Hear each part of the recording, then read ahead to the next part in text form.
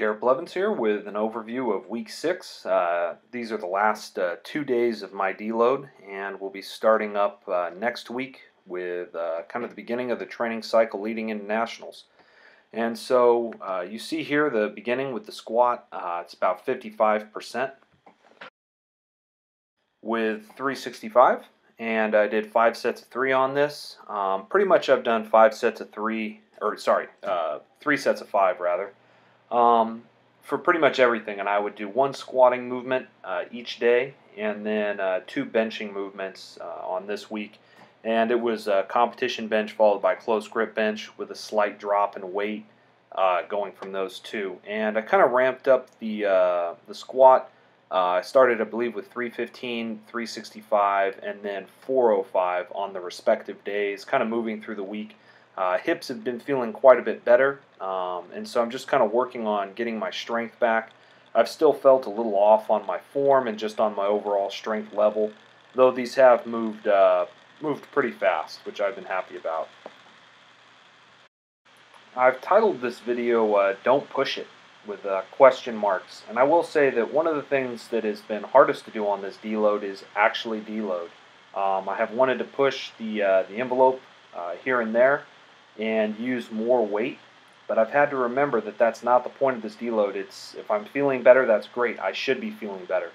And after being in the gym, for like 2.5 hours per session, 3 sessions per week, to go in and only go for maybe 40 minutes per session was pretty difficult because it just felt like I wasn't doing anything. And that's one of the things that I learned early on, and this is a lesson I'm having the opportunity to learn again, but it's not always about how hard you work. Sometimes you have to work hard at recovery. And what I mean by that is you can work hard in the gym as much as you want, but if you're not recovering from it, it's all a waste of time. You need to be working hard on your recovery as well, because lifting heavy weights never made anybody any stronger. Lifting a bunch of volume never made anyone any stronger. It was recovering from that stimulus and the adaptations that followed that made somebody stronger. And so if you're missing out on that recovery aspect, if you're missing out on the fatigue management side of things, well, then you're pretty much wasting all your time. You'll see here on these clips I left in my rest in between just to show that on these I didn't even get up from the bench press. It was about 30 to 50 seconds in between each set, and then I would go for another set of 5. And really this was just the purpose of this week in general, was to move some weight around, work up a little sweat, and then get out of the gym.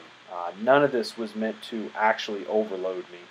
And I did throw on some Olympic shoes here for the last day. I just decided that I was going to try these out and see how squatting felt in them. The first set, I felt a little loose, too loose on the lifting to really think that it was a good idea.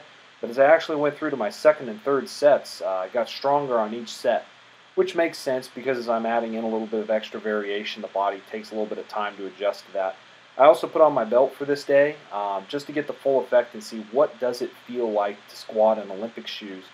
And honestly, when I was taking a slightly wider stance, I felt a little bit stronger on this with this form than I did with flat shoes. Now that might be due to this coming at the end of a deload, but I'm going to talk with my coach a little bit and see if maybe adding in these heeled shoes on this final training cycle might be a good idea. I'm also thinking about looking into some different shoes that have a little bit harder sole, a little bit less floppy for my sumo deadlifting specifically. So I've looked at the metal shoes, the metal deadlifting, though I may squat in those as well if those were a good fit.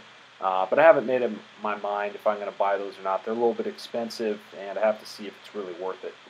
Regardless, 405 moved pretty well on squat that day, so I was pretty happy about that. I then did 295 for 5 sets of 3 with my competition grip, which you see there, and then finished up with the last set's close grip. And so you'll see here. Actually, this might be another competition grip. I can't tell. Yeah, this is another competition grip set. So anyways, I forgot I filmed all 3 of these. But it moved pretty well in general, I would say. I was pretty happy with these reps. You'll notice also that I don't have a mat under my feet anymore. I have these plates. They're kind of those real thick, like 2 or 2.5 inch thick bumper plates. And so I'm using those under my feet. One, because the mats were not in the gym on this day. I don't know exactly why. But two, it's a little bit more representative of what the bench looks like at competition. And so I may start using those a little bit more frequently, especially if there are no mats. If I don't use anything under my feet with these benches, it's just really different from competition. This particular bench press is really high. Here you see me finishing out with some close grip work at the end of this day. Weights moved pretty well. Again, these were on short rest periods, probably about 45 seconds or so in between each of these sets. Not getting up from the bench again either, just kind of racking the weight, resting for a little while, and then going through again. Part of this verse that I wanted to pull out and talk about today is that every athlete exercises self-control in all things. And that even though this was for a perishable crown at that time in the Olympic Games, it would have been, a wreath or something for their heads that would have, very quickly deteriorated. It would have gotten old and fallen apart. It wasn't a medal or anything like that. But if anybody out there has been in a competition, or at least this is my experience, even when you get something, a medal or an award, a plaque or something like that, the sense of accomplishment is very temporary. Once you have accomplished it, you really start moving on to the next thing. And it's one of those things you try to do. You try to stay in the moment. You try to enjoy the fruits of your labor and your efforts. But really, victory is fleeting, and you have to get back into your training quickly, and you're on to the next thing. And even though that's the case, athletes exercise self-control in all things. They put in all this effort, even though there's very little return in the long term from what they're doing in the specifics of a single competition. Regardless, exercising self-control is what I had to do this last week on the deload as I started to feel better. I couldn't push the weights heavier, even though I was feeling better, because that was not the purpose of the week. I had to exercise self-control, and that's something to remember on a deload.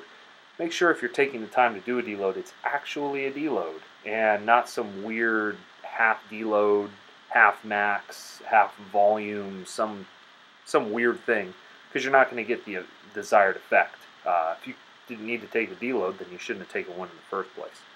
In any case, that's how self-control works in powerlifting, and at least as far as what I've been dealing with lately. And I hope wherever you're at, you're doing well.